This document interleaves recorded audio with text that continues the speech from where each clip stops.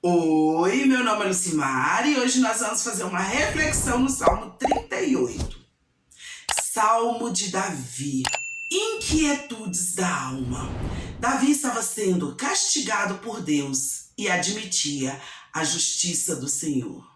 Aliás, Davi estava sofrendo as consequências de seus próprios atos, pois, por muitas vezes, vivemos a vida, fazemos coisas sem nos preocupar com as consequências do que fazemos. Este salmo é conhecido como salmo penitencial. Nele, Davi expressa tristeza por seu pecado. Ele declara que seu pecado causou problemas de saúde e o separou de Deus e das outras pessoas, causando extrema solidão. Ele então confessa seu pecado e se arrepende. Confessar pecado nos traz alívio, faz nossa vida prosperar. Quem cobre as transgressões nunca prospera, mas o que as confessa e deixa alcançará misericórdia. Isso está escrito no livro dos Provérbios, capítulo 28, versículos 13 e 14. O Salmo 38 é uma oração de arrependimento. O salmista retrata um sofrimento intenso, tanto físico quanto mental. Ele descreve seu corpo sendo atormentado pela dor e sua mente pela angústia, porque se sente condenado ou porque teme seus inimigos.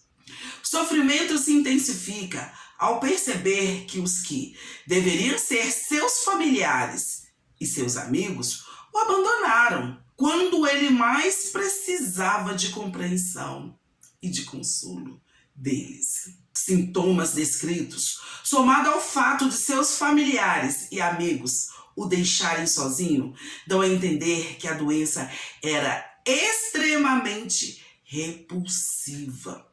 E, infelizmente, sabemos que, na maioria das vezes, temos familiares e amigos quando está tudo bem conosco.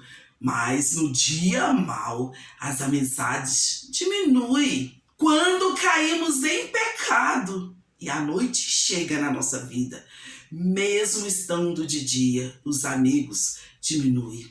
A família desaparece. O pecado do salmista exerceram efeitos sérios sobre a sua saúde. Em alguns casos, o pecado e a culpa são a causa das enfermidades, mas nem sempre. As enfermidades resultam de pecados cometidos pela pessoa que sofre. Exemplo claro disso na Bíblia é a história de Jó. Mas quando cometemos algum pecado e não nos arrependemos, ele nos corrói por dentro como praga. Primeiro, destrói a nossa mente e depois faz adoecer aos poucos cada órgão do nosso corpo. Aparecem dores infindáveis que não aparecem em exame nenhum, que não existe medicação que as alivie. O salmista sente que seu sofrimento é uma punição por seus pecados. Todo o sofrimento do mundo é resultado da entrada do pecado, por causa da desobediência de Adão e Eva. Cada vez que desobedecemos a Deus, o preço da nossa desobediência é grande. Deus não faz o milagre para impedir que o ser humano sofra as consequências de violar as leis da natureza.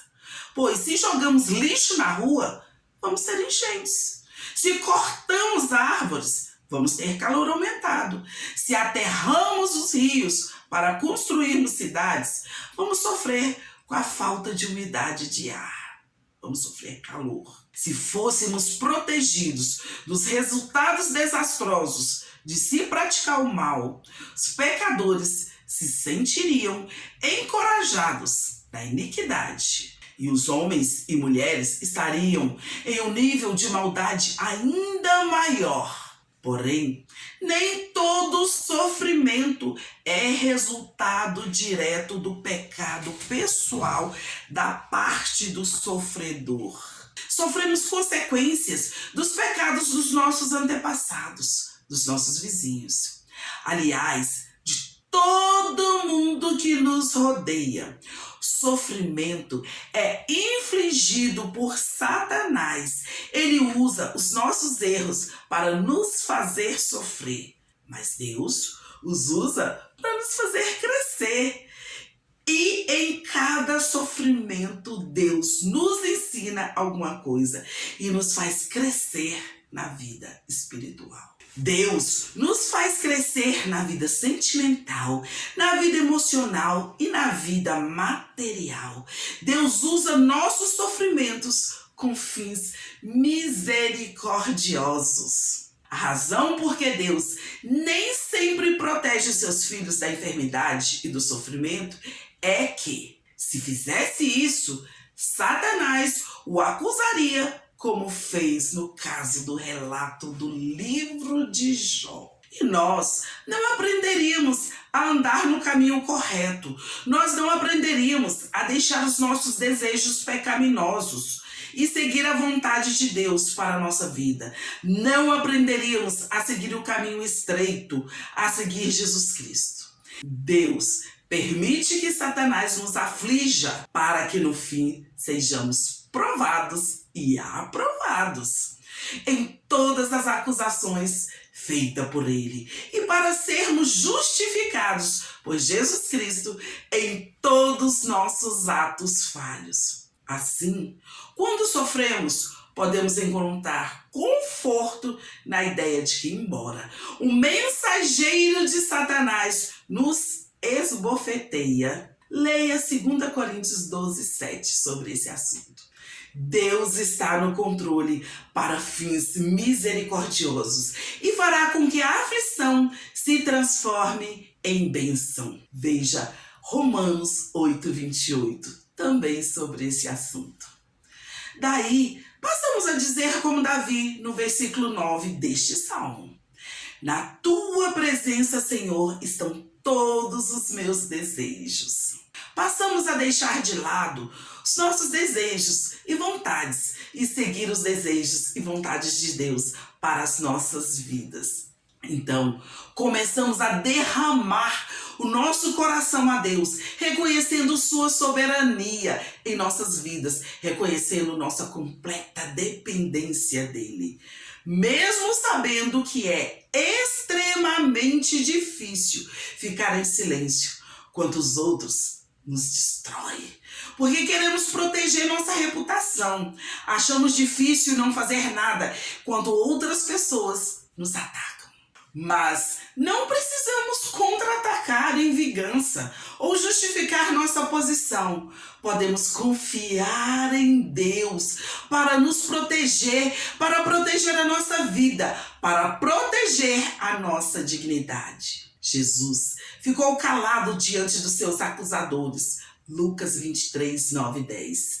Ele deixou seu caso nas mãos de Deus. 1 Pedro 2, 21 a 24. Nas mãos de Deus é o melhor lugar para deixarmos tudo em nossas vidas. Quando somos esbofeteados e humilhados, a atitude correta é a do Senhor Jesus. Como a ovelha muda perante seus tosqueadores, ele não abriu a boca. Muitas vezes adoecemos, sofremos, porque abrimos demais a nossa boca, contando o que Deus fez por nós, e a inveja alheia nos faz sofrer. O salmista não leva em conta a calúnia de seus inimigos e permanece em silêncio ao ser perseguido. E a Bíblia nos diz que até o tolo passa por sábio se ficar calado, e se controlar suas palavras, parecerá uma pessoa com discernimento. Isso está escrito no livro dos Provérbios, capítulo 17, versículo 28. É na sabedoria a Deus que nossa alma volta para o seu lugar. A adoração a Deus. Este é o lugar da nossa alma. É na obediência a Deus que nossa fé cresce. É na obediência a Deus que nós alcançamos a cura para todos os males espirituais, emocionais e físicos. As últimas palavras deste salmo mostram os resultados positivos do sofrimento do salmista. As provas fizeram com que clamasse com fervor a Deus, a quem ele reconhece como a única esperança de salvação. E Deus é o mesmo ontem, hoje e o será eternamente, a nossa única esperança de salvação. Que Deus te conceda a paz. Vamos fazer agora um pequeno glossário do Salmo para você entender algumas palavras difíceis.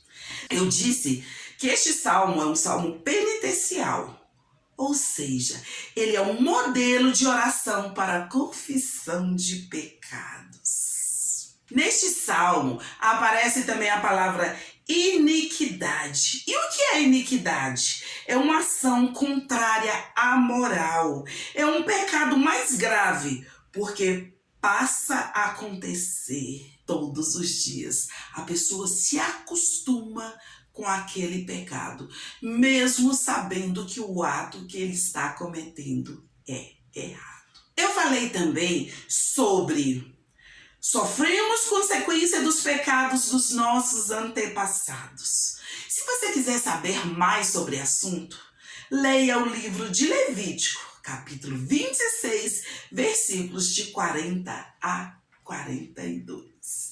Nós falamos também sobre o sofrimento que nos é infligido por Satanás.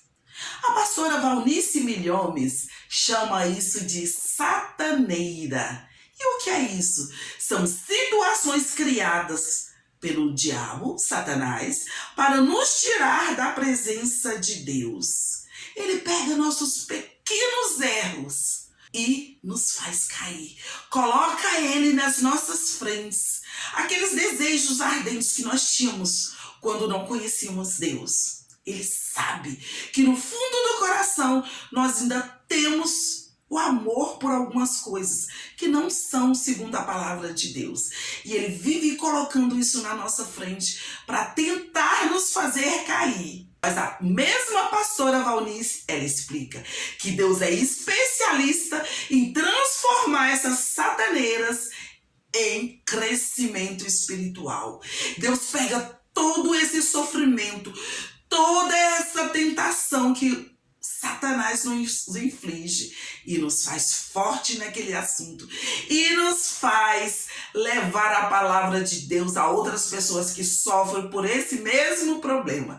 Nos tornamos missionários especializados na área que nós sofremos antes. Nós falamos também que na obediência a Deus a nossa alma volta para o lugar dela. O que isso significa?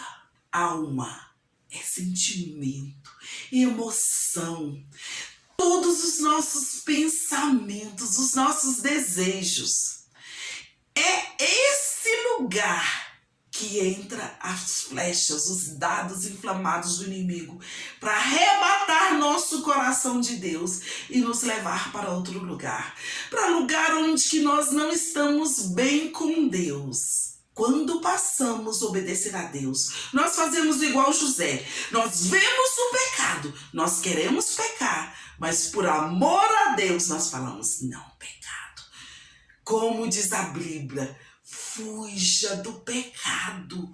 Bata o pé quando Satanás vier para o seu lado e ele fugirá de ti. Resista o pecado e você vencerá. Nós somos humanos. Nós vamos sofrer tentações, mas nós não vamos cair em tentação.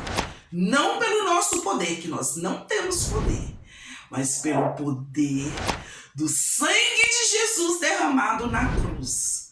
Nós clamamos o nome de Jesus e imediatamente Jesus manda anjos para nos salvar e nos libertar de toda tentação.